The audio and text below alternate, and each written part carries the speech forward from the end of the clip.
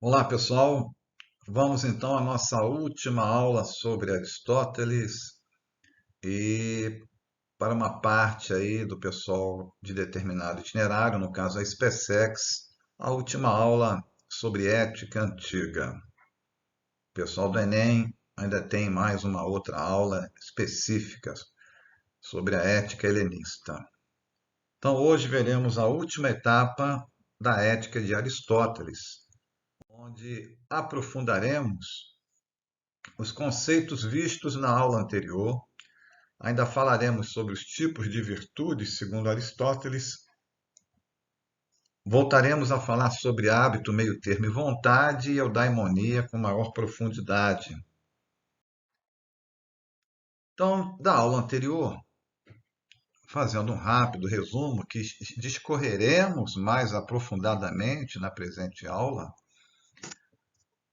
a felicidade para Aristóteles é o grande propósito, é o único propósito da vida humana.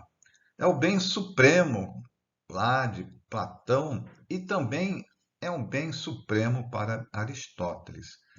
Em grego chama-se eudaimonia. Então ela é a grande finalidade da existência humana. Por que existimos? Para Aristóteles é para sermos felizes. Porém, a felicidade não é algo pronto. Ela tem que ser construída. E ninguém nos tornará felizes. Nós é que somos os construtores da nossa própria felicidade. E o instrumento mais importante para a construção da nossa felicidade, para Aristóteles, e também vimos em Platão a mesma ideia, só que aplicada de forma diferente, é o uso da razão. A razão, utilizando-se da virtude, que é a excelência, desenvolvida pelo hábito ao longo de toda uma vida, nos dará o desenvolvimento das nossas capacidades, das nossas potencialidades para atingirmos esse bem supremo que é a felicidade para Aristóteles. Mas a razão terá que usar de uma outra faculdade, que é a prudência, ou frônesis em grego. Tá? Então, a prudência será a nossa capacidade de avaliar as situações e, nessa avaliação, buscarmos o meio termo. É um grande resumo da aula passada. Trazendo esses conceitos para a aula de hoje e os comparando a uma pirâmide, nós colocamos na base da pirâmide a razão, porque é ela que vai nos permitir conquistarmos a felicidade, atingirmos a nossa finalidade existencial. Utilizando-se aí, como vimos, da virtude que é a excelência. E para Aristóteles, a excelência é obtida pelo hábito, pela atividade constante, pela ação, né? Acertando, errando, sempre tomando as decisões com a prudência, mas não estaremos isentos de errarmos. Isso é uma construção. Então, como vimos também na última aula, então todas as atividades humanas, todas, tudo que o homem faz na vida é para atingir um bem maior. E esse bem é a felicidade. E aí entra que a felicidade não está na riqueza, nem nos prazeres. Eles fazem parte da felicidade. Isso, para Aristóteles, não há algo irreal. Nós precisamos, temos a necessidade de desejos, mas não podemos ser escravos deles. A razão tem que nos impedir disso. Então, a vida virtuosa, a busca da nossa excelência, a atividade para a qual fomos criados, ela só será alcançada pela razão e não pelos prazeres ou pelo uso exagerado, fora daquele meio termo, dos outros bens deste mundo. Então, falando mais detidamente na razão, na busca da felicidade, da eudaimonia, nós entendemos aí, estudando Aristóteles, que a felicidade então estará no pleno funcionamento da razão, na melhor maneira da razão funcionar, porque a razão é a principal qualidade, atributo do ser humano. Então, a excelência do homem, né, o grau máximo a que ele pode chegar para Aristóteles é a sua capacidade de raciocínio. Para Aristóteles. Nós sabemos, isso aí tem 2.400 anos, que o homem não é só razão.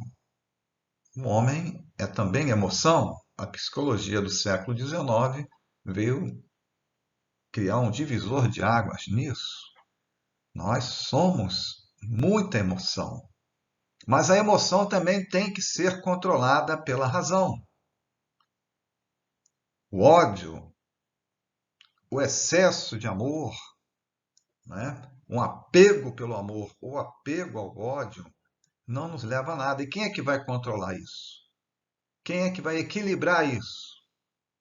Quem é que vai encontrar o justo meio disso? É a razão. Você se sentir raiva, você ficar brabo, não é falta de humanidade. Agora, você utilizar isso, dominar isso, transformar esse sentimento exagerado que pode gerar violência numa ação mais correta, será por uso da razão. O ódio, assim como o amor, são sentimentos. Sentimentos. Então é por isso, pelo uso da razão, que o homem é o ser que governa todas as outras espécies, todas as outras formas de vida no planeta. É pela razão que nós estamos em Marte hoje, né? Então, e como o desenvolvimento da razão deu a supremacia ao homem no controle de todas as formas de vida no planeta, até no meio ambiente, nós podemos destruir ou reconstruir o meio ambiente. Então, se a razão é a nossa principal capacidade, não há como deixar de presumir que é o uso da razão, segundo Aristóteles, que vai dar a realização e a felicidade para o homem. E ainda acrescentando algo que Platão não falou, Aristóteles diz que a parte racional da alma é a presença de Deus no homem. Nós, infelizmente, não vamos estudar aqui a metafísica de Platão, vamos estudar só um pouco quando formos falar do próximo assunto, que é a ética na Idade Média. Vamos falar só sobre a concepção de Deus para Aristóteles, que é usada até hoje. 90% da concepção dela, né? Então, a parte racional da alma, para o filósofo, é a presença de Deus no homem. Então, associar a razão, como ele o fez, a principal característica do ser humano, na concepção dele, não está errado. A razão é algo muito importante na nossa existência. E a virtude, como estamos chamando a atenção aí na figura ao lado, né? É o caminho para chegar, é a ferramenta para chegar à felicidade. ela vai depender de um julgamento claro, de um autocontrole, de uma simetria, de um equilíbrio de desejos, do domínio dos bens que você tem no mundo, né? E isso, porém, não pertence ao homem simples. Não são todas as pessoas que possuem tal capacitação. Ela não é fruto de uma boa vontade, da ingenuidade, de uma intenção inocente, mas vejam só, a realização da experiência no homem plenamente desenvolvido. Para ser isso daí, a realização da experiência no homem, a virtude, que é fruto da excelência, e a excelência é fruto do hábito, ela é fruto do trabalho e de você viver cada dia de uma maneira mais consciente possível, não sendo um autômato, realizando seus atos de uma maneira mecânica. Ou seja, no caso de vocês, acorda, levanta, escova os dentes, faz sua higiene, toma café, se arruma, vai para a escola, assiste aula, volta, estuda, etc. E vai vivendo isso como se fosse um programa de computador. Tem gente que passa assim a vida inteira e quando chega na idade mais madura é que pensa que, poxa, eu perdi minha vida, não, eu só fui fazendo, né, o que os outros mandaram fazer. É que nem a vida de estudante no nosso país, que você está sempre estudando para o futuro. Você entra na pré-escola porque tem que aprender para ir para a escola depois, se alfabetizar, etc. Quando chega no ensino fundamental, tem que se preparar para ir para o médio. Quando chega no médio, para ir para a faculdade. Quando chega na faculdade, para conseguir um emprego. E por aí vai. Você acaba seguindo um hábito social, muitas vezes sem reflexão sobre a sua existência. Então, a virtude ou excelência, ela é um caminho. Coloquei aí a faca como lembrança, né? Que o famoso exemplo de Aristóteles e até de Platão, de que a virtude da faca é atingir a excelência, ela corta muito bem. Se a faca cortar bem, ela não está cumprindo a sua finalidade. Ela só vai cumprir se ela cortar muito bem, quer dizer, atingir a excelência. Então, o caminho para obter-se a virtude, né, é um guia para nos levar à excelência e poupar muitos desvios e demoras, é o caminho do meio termo justo. Não é apenas o caminho do meio, é o meio termo justo. Como assim? Então, o equilíbrio, ou meio termo justo, ele tem que ser fruto do hábito, né? E hábito, segundo o dicionário, como está aí em verde, é uma ação que se repete com frequência, com regularidade. Ela nos leva a um aprendizado por essa frequência. Então, o meio termo justo, o equilíbrio, nessa maneira de ser um instrumento para desenvolver a virtude, e o meio termo não é uma equação matemática, uma média exata entre dois extremos. Porque isso iria diminuir a capacidade humana, porque você enfrenta inúmeras situações em que você terá que decidir. Então não há uma receita de bolo para isso. O meio termo para cada situação poderá ser diferente de uma situação parecida que você teve antes. Então, por isso que ele diz aí, flutua com as circunstâncias de cada situação. E isso atingirá cada vez melhores resultados conforme a sua experiência. Uma razão madura e flexível, não é engessada, no sentido de que, olha, quando acontecer isso, eu sempre agirei dessa maneira.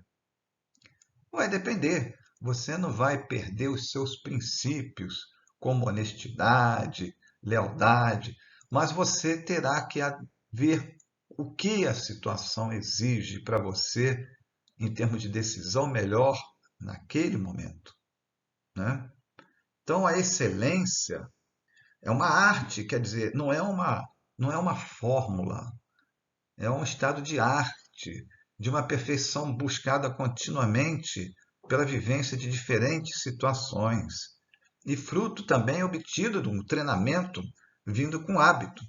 Então, como Aristóteles fala, não agimos corretamente porque temos virtude e excelência, mas temos virtude e excelência porque agimos corretamente, porque buscamos agir corretamente. E aí tem a frase extraída do livro Ética Nicômaco, de Aristóteles. Essas virtudes, as virtudes, a excelência, se formam no homem enquanto ele vai agindo, porque nós somos aquilo que fazemos repetidamente. Ela não é um ato, uma só vez. É um hábito. Você realiza aquilo várias vezes. Então, acertando, errando, aperfeiçoando-se sempre, né? O bem do homem é trabalhar, né? O bem supremo, a felicidade, é obtido pelo trabalho nesse caminho da excelência a vida inteira. Quando somos jovens, pensamos e agimos como jovens. Quando somos crianças, pensamos e agimos como crianças. Quando entramos na idade madura, dos 30 anos, pensamos e agimos como pessoas maduras. E quando entramos na idade da velhice, né, pensamos e agimos, ou deveríamos fazer, como sábios e não como velhos. Você atingir a velhice não quer dizer que age com sabedoria, porque o jovem que não busca a sua excelência, segundo Aristóteles, que é um jovem rebelde, será uma pessoa madura mais rebelde ainda e será um idoso insuportável, que vão acabar por colocá-lo no asilo de idosos lá, que ninguém vai querer ficar com ele. A pior frase que alguém pode emitir é: olha, eu sou assim, eu sempre fui assim e não vou mudar. Então essa é a pessoa que não evolui, acreditando ser um sábio, que já aprendeu tudo. E na realidade não é isso que acontece. Então, a aquisição desse meio termo, ela consistirá sempre na mudança de hábitos, né? Então você hoje procura fazer o que deve da melhor maneira possível e não obtém os bons resultados. Infelizmente, nesse nosso distanciamento, não temos oportunidade de conversarmos frente a frente, mas eu costumo dizer aos alunos, contrariando uma frase, um pensamento, um sentimento, que toda pessoa que faz um concurso, por exemplo, costuma afirmar. Quando não passa no concurso, quando não passa, você vai tentar um concurso para a SpaceX, para outra escola militar, para uma faculdade, aí estuda 2 anos ou mais e não passa, não consegue passar. Aí você faz o primeiro concurso, estuda, ou melhor, não consegue aprovação, fica triste e diz: olha, ano que vem eu vou estudar mais. Aí ano que vem você estuda de novo, mais ainda, e não é aprovado. Mas você quer conquistar aquilo. Aí diz: olha, eu estou triste, mas eu vou estudar mais ainda. Então, você já parou para pensar que talvez a causa não seja a falta de estudo, mas a maneira de estudar. A maneira de estudar. Concurso não é só conhecimento. Concurso é técnica também. Técnica para fazer a prova. Veja só, você tem que fazer uma prova em 4 horas, por exemplo, onde terá que preencher uma prova de 100 questões. E quem tem que preencher a resposta dar a resposta num cartão de respostas. Então você já tem que destinar no seu planejamento uns 20 minutos no mínimo, conforme o seu treinamento, o seu hábito de treinar fazendo prova, uns 20 minutos para preencher com calma o cartão. Tu não pode errar no preenchimento do cartão. Não pode. Uma questão que você erre, você pode perder o ingresso na faculdade ou no concurso, na escola militar. Então você terá que ter em torno de 3 horas e meia para fazer a prova. Começa a fazer das questões mais fáceis, porque tem questões que são colocadas intencionalmente para você perder tempo. Então tudo isso é fruto de um treinamento. E você não ter o sucesso, como eu afirmei, não quer dizer que você estudou pouco. Não. Cada um tem um método para estudar. Cada um tem uma maneira de estudar. Ah, eu não gosto de física, não gosto de filosofia. Então, vai cair no concurso? Desenvolva uma maneira agradável de você aprender. Porque você não tendo motivação, já tem a primeira grande dificuldade para aprender. Então, você tem que encontrar a sua maneira. A sua maneira. Você tem que pesquisar, tem que ver. Hoje tem muitos recursos no YouTube, várias aulas sobre o mesmo assunto, professores que são melhores para te ensinar na maneira que você mais gosta. Então, a aquisição desse meio termo, voltando aqui, ele, para Aristóteles, nessa mudança de hábitos, você vai ficar testando-se, tentando um novo hábito, ele pode não dar certo, um aperfeiçoamento que leva a vida inteira, como foi dito anteriormente. Então, o caráter, né, a nossa maneira de buscar felicidade, de nos tornarmos felizes, ele é formado pela repetição progressiva, né? Nós seremos sempre melhores, sendo melhores, mais capazes de praticar bem aquilo que nós já estamos fazendo toda hora. Eu estou me aperfeiçoando, né? Só estou repetindo, eu estou me especializando, estou buscando excelência naquela repetição. Então, essa repetição, pelo hábito, exercita o homem para que ele crie habilidades, maturidade, sabedoria, sim, para alcançar a felicidade. Então, por isso que a ética de Aristóteles é chamada também de ética das virtudes. É uma ética, essa palavra aqui costuma cair em concurso, em teleológica. O que significa essa palavra? É que busca a finalidade, né? Procura atingir um fim. E é o caso da ética de Aristóteles, cujo teleologismo ou finalidade é atingir a felicidade.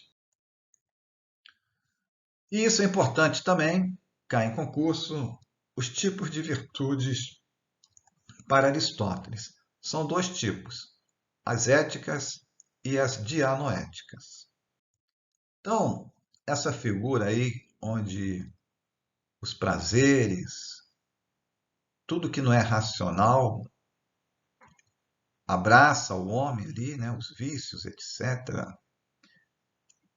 As virtudes éticas, práticas ou morais. É a virtude moral, né? Ela não é inata em nós. Nós temos que desenvolver essa virtude, né? Pelo hábito que nós estamos conversando o tempo todo, que vai nos tornar virtuosos. Ela nunca estará no excesso, na falta, mas na justa proporção. Então, a virtude ética é a virtude que nós vamos desenvolver buscando o equilíbrio nos prazeres, na busca pelos bens para nós vivermos, né? Então não é também, como nós já falamos, um meio termo, um justo meio da mediocridade, não, uma matemática, não é isso.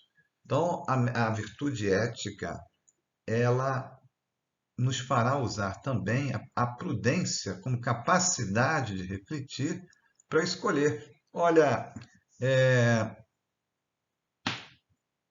eu comer açaí todo dia é excesso ou falta? O que que eu comer açaí todos os dias em grande quantidade pode me trazer de bem ou de mal? Aonde estará o meio termo? Mas eu tenho um grande prazer em comer aquilo. Eu passo as minhas aulas no colégio pensando em sair do colégio, passar naquela loja de açaí e tomar um açaí, não é?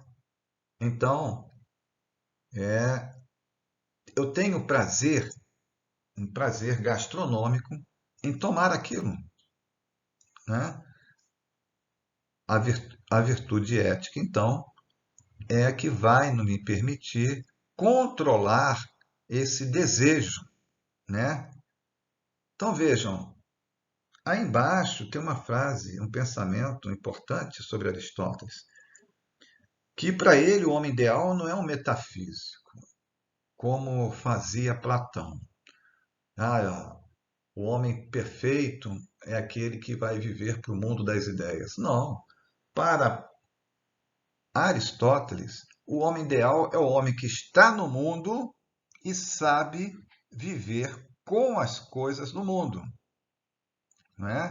Você buscar a felicidade não está após a morte, está em vida. Por isso que ele combateu a ideia de mundo das ideias de Platão. Então, a, o convívio com prazer para Aristóteles, né?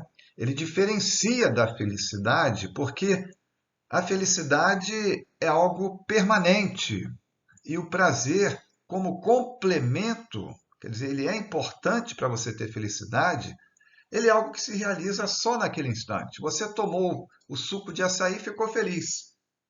Amanhã tu já está pensando novamente no suco de açaí. Mas você tomou o suco de açaí, acabou o seu momento, foi um momento de prazer, um momento de felicidade. Todos queremos ter prazer. Todos temos uma atividade que nos traz uma felicidade momentânea, porque senão você não vive, né? Nós precisamos de vários momentos de prazeres, né? Mas, porém, o prazer, conforme nos diz Aristóteles, é um bem, é algo que precisamos.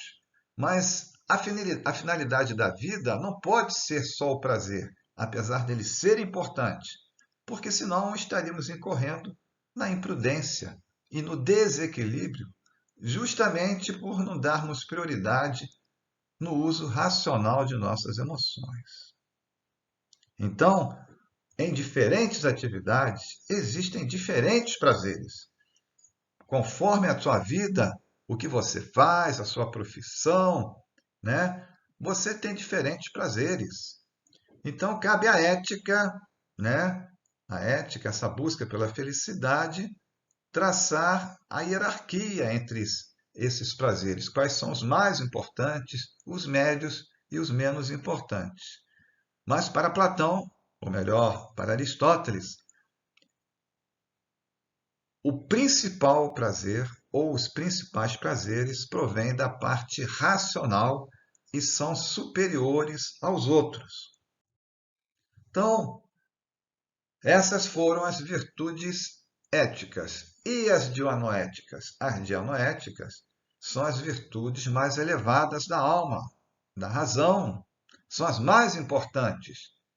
Então, são as virtudes do pensamento, né? A que nos levam à prática da arte, à busca pela ciência, à sabedoria prática, né? Ao intelecto. Então, nascem e progridem, nós não nascemos com elas completas, assim como as anteriores, o equilíbrio, né? O meio termo nas virtudes éticas, nós não nascemos com isso pronto. É a mesma coisa das virtudes intelectuais. Elas serão construídas ao longo de nossa existência. E aí entra algo fundamental em tudo isso que nós falamos. A troca de hábitos, a busca pelo meio termo, que representa essa balança aí, e o uso da prudência irão depender de um motor importantíssimo, a vontade. A vontade é algo fundamental. Se eu não falei em uma aula anterior, talvez tenha falado, vou falar pela primeira vez ou irei repetir.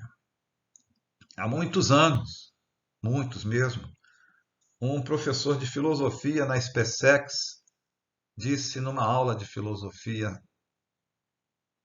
o seguinte: nunca diga não sei, nunca diga não posso. Sempre diga ainda não sei e ainda não posso, porque a vontade é que move o universo. E isso eu nunca mais esqueci. Se um de vocês, desses quase 500 alunos do segundo ano, guardarem essa frase e procurarem colocá-la em prática como eu procurei, eu terei cumprido a minha finalidade existencial no segundo ano. Porque a vida é o uso da vontade e a vontade é treinável. A vontade traça um objetivo. Eu, esse ano, tenho prova no PAS. Como eu vou conseguir fazer bem uma prova com essa vida de aluno de colégio militar que eu tenho hoje? Eu tenho aula presencial, tenho 500 aulas em videoaula para assistir, etc. Eu também tenho que viver, eu tenho que praticar alguma coisa, apesar de estar na pandemia. Se você não usar a vontade, você não vai encontrar tempo. A vontade vai te empurrar, algo que te move internamente. Mas não é fácil. Você encontrará sempre obstáculos para a vontade ser amortecida, para você não desenvolver novos hábitos, para você não ter equilíbrio, para você continuar a tomar o açaí todos os dias, 1 quilo de açaí, um copo gigantesco ali de açaí quando sai do colégio, e a prudência sempre ficará em segundo plano. Então, a vontade é o nosso motor. É ela que vai nos dar a motivação para atingirmos a felicidade, para você passar num concurso, para você passar de ano, para você conseguir a média 6 na matéria que você tem dificuldade, na matéria que você não gosta e não gosta de estudar e está se saindo mal. É a vontade que vai te indicar o melhor caminho para você atingir o que deseja. É uma busca, uma força interior. E ela é treinável. É treinável. Você chega no colégio, não consegue andar 1.000 metros e poderá sair do colégio correndo 3 quilômetros em 12 minutos, pelo uso da vontade que vai te dizer como atingir isso. E a eudaimonia, então, que é o bem supremo, a felicidade, ela é, portanto, o coroamento, a parte mais alta do exercício das atividades do ser humano. O homem, então, que atingiu a sua finalidade de excelência de ser homem, a racionalidade, pelo uso da racionalidade, da linguagem e da vida social, ele terá cumprido, assim, a sua finalidade. Então, a eudaimonia, que é o bem supremo, não é o prazer nem tampouco a riqueza. É uma vida de contemplação, de uso racional da, da alma. E ela não se realiza, como nós vimos, de uma maneira acidental, mas pelo uso de hábitos, pelo uso da vontade, que não é nada disso, é inato. Nós vamos desenvolvendo ao longo da vida, né? Então, a felicidade, ela exige maturidade, como eu falei em determinado ponto. Quando você é criança, pensa como jovem, adulto e idoso. Então, exige também bens materiais, vejam só. Isso aí é um pensamento muito importante de Aristóteles. Eu vivo trocando Aristóteles com Platão aqui, me desculpem. Aristóteles diz que o mínimo de dignidade é necessário a prática da virtude. Então ele fala sobre a Grécia antiga, Atenas antiga, onde era um valor, era moralmente correto ter-se escravos, então os homens tinham uma qualidade de vida boa, então você poderia desenvolver a virtude, mas ele, que era um pesquisador, dizia: a pessoa que não tem onde morar, não tem onde comer, como é que você quer que ela seja tão virtuosa assim? Somente com a ideia cristã é que virá uma opinião diferente. Mas o bem material, para Aristóteles, é necessário a prática da virtude. Também a liberdade, a saúde, porque quem não tem saúde, vamos aperfeiçoar, quem tem saúde, pensa em 1000 coisas, 1000 objetivos a atingir. Agora, quem não tem saúde, só pensa em um objetivo. Qual é? É o de recuperar a saúde, né? Então, bens exteriores, riquezas, honrarias, prazer, virtude, são componentes importantes e necessários à felicidade. E então, com isso, com esse pensamento, Aristóteles substitui a transcendência do bem, aquilo que está lá no mundo das ideias em Platão, pela imanência, ou seja, aquilo que está aqui conosco, por um bem subjetivo, por ser, quer dizer, pessoal, e não além da pessoa, por ser mais conforme com nossas inclinações. E chegamos ao fim. Voltando aí a esse quadro da Escola de Atenas, com todos os grandes filósofos da antiguidade. O que nós aprendemos nessas 3 aulas sobre ética, sobre a finalidade da existência humana, desenvolvido há mais de 2000 anos, e que todos esses filósofos aí, em maior ou menor, de maneira diferente, falaram, mas ninguém superou Aristóteles. Tanto é que ele é considerado o pai da ética. O pai da ética. Ninguém superou Aristóteles em encontrar uma maneira de ser feliz aqui, nesta vida. Como desenvolver a minha felicidade? É pelo equilíbrio, é pelo meio termo, é pelo hábito, é pelo uso da razão, da prudência. Então, jovens alunos, levem isso para a vida inteira. Não há coisa mais importante para nós do que essas ideias de Aristóteles sobre desenvolver a virtude. É o que nós tínhamos, então, a falar para vocês nessa última aula. Bons estudos, até a próxima, então.